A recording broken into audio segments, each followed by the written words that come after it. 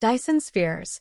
Astronomers report potential candidates for alien megastructures. Here's what to make of it. Published May 22, 2024, 11:44 a.m. Eastern Daylight Time.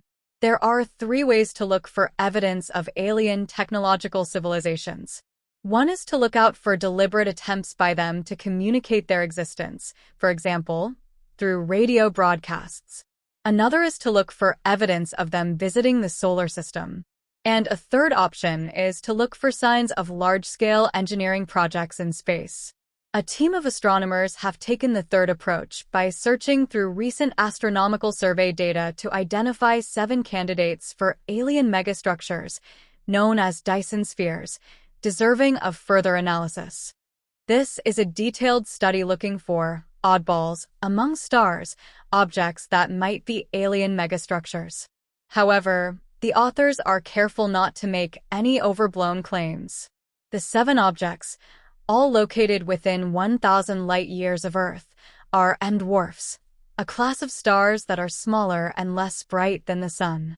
Dyson spheres were first proposed by the physicist Freeman Dyson in 1960 as a way for an advanced civilization to harness a star's power. Consisting of floating power collectors, factories, and habitats, they'd take up more and more space until they eventually surrounded almost the entire star like a sphere. What Dyson realized is that these megastructures would have an observable signature.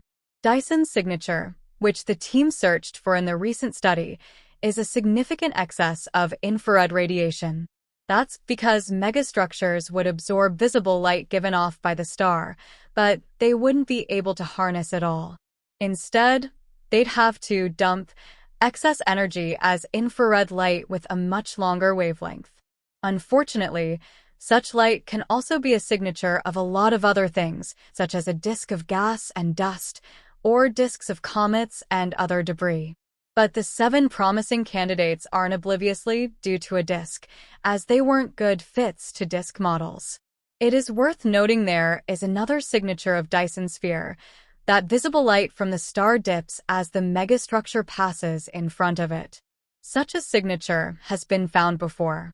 There was a lot of excitement about Tabby's star, or KIC 846-2852, which showed many really unusual dips in its light that could be due to an alien megastructure.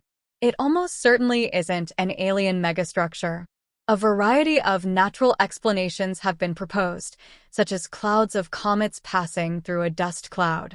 But it is an odd observation. An obvious follow-up on the 7 candidates would be to look for this signature as well. The case against Dyson spheres. Dyson spheres may well not even exist, however. I think they are unlikely to be there. That's not to say they couldn't exist, rather that any civilization capable of building them would probably not need to, unless it was some mega art project. Dyson's reasoning for considering such megastructures assumed that advanced civilizations would have vast power requirements.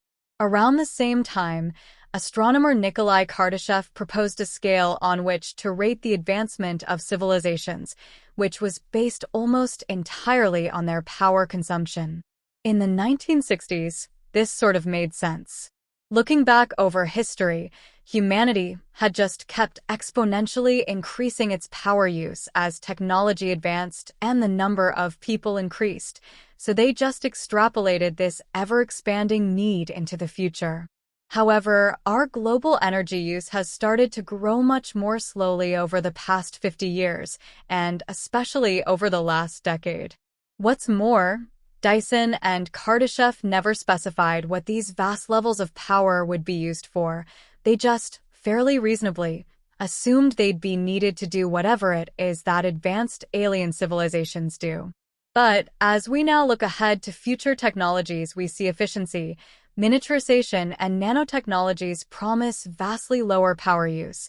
The performance per watt of pretty much all technologies is constantly improving. A quick calculation reveals that, if we wanted to collect 10% of the sun's energy at the distance the Earth is from the sun, we'd need a surface area equal to 1 billion Earths.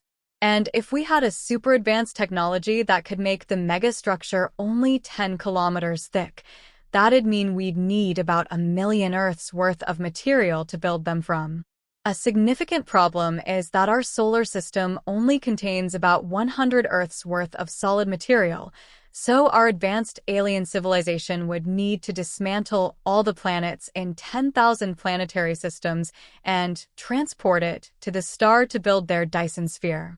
To do it with the material available in a single system, each part of the megastructure could only be 1 meter thick. This is assuming they use all the elements available in a planetary system. If they needed, say, lots of carbon to make their structures, then we're looking at dismantling millions of planetary systems to get hold of it. Now, I'm not saying a super advanced alien civilization couldn't do this, but it is one hell of a job. I'd also strongly suspect that by the time a civilization got to the point of having the ability to build a Dyson Sphere, they'd have a better way of getting the power than using a star, if they really needed it. I have no idea how, but they're a super advanced civilization.